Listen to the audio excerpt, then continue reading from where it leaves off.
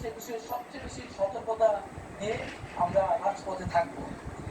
এবং আমরা আহ্বান জানাচ্ছি, আমরা ঘোষণা করছি যে যাতে বাংলাদেশে আমরা একটা ঐক্যবদ্ধভাবে এই গণঅভ্যুত্থানের কাছাকাছি গণঅভ্যুত্থানের মাধ্যমে সরকার প্রদান করেছে, আমাদের এখন ঐক্যবদ্ধ থাকতে হবে। এই ঐক্যবদ্ধ নষ্ট করার সকল পরিকল্পনাকে নস্যাৎ করে দিতে হবে।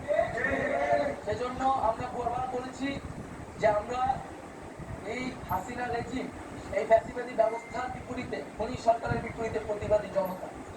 এখানে কোনো দল, মত, ধর্ম নির্বিশেষে আমরা সবাই ঐক্যবদ্ধ হয়েছি। এখানে কোনো ধরনের সাম্প্রদায়িক উস্কানি, কোনো ধরনের নাশকতা বা বিভাজনের চেষ্টা করা হলে মুক্তিকামী ছাত্র জনতাকে তা রুখে দিতে হবে। আমি আবারও এই গণ অভ্যুত্থানের জন্য সকলকে ধন্যবাদ জানাচ্ছি, সকলকে অভিনন্দন, দেশবাসীকে অভিনন্দন জানাচ্ছি।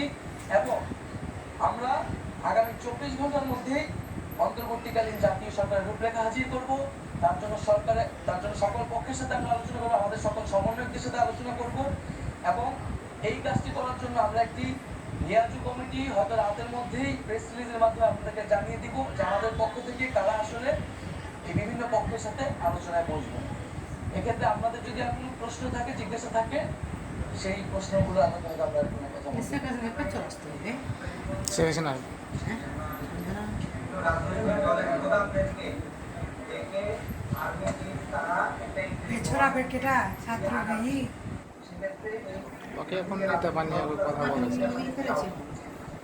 আমাদের আহ্বান থাকবে যে বৈষম্যবিরোধী ছাত্র আন্দোলন এদের মধ্যে যে সিনিয়র ছাত্রদের মধ্যে ছাত্র নাগরিক, তাদের নেতৃত্বে কিন্তু এই অভ্যুত্থানটা ঘটেছে।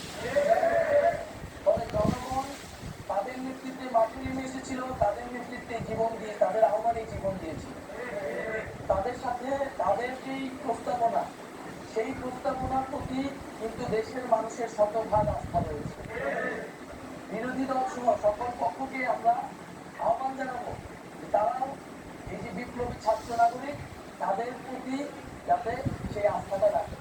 কারণ যদি এখানে কোনো ধরনের তত্ত্বাত্ম বা পরিকল্পনা অংশ নেয়, এই ফ্যাসিস্ট রেজিম শেখ হাসিনাকে সরিয়ে তার কোনো বিঘিনকে বসাতে যায় এবং সেক্ষেত্রে যদি কোনো রাজনৈতিক দল বা পক্ষ অংশগ্রহণ করে, সেক্ষেত্রে কিন্তু বাংলাদেশের জনগণ তাকে গ্রহণ করবে না, প্রত্যাখ্যান করবে।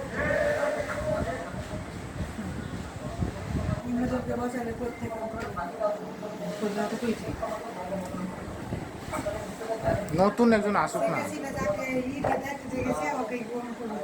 আমরা বলতে চাই আন্দোলনের যারা মূল সমন্বয়কারী যে কেন্দ্রগুলোকে আপনারা হয়তো চেনেন,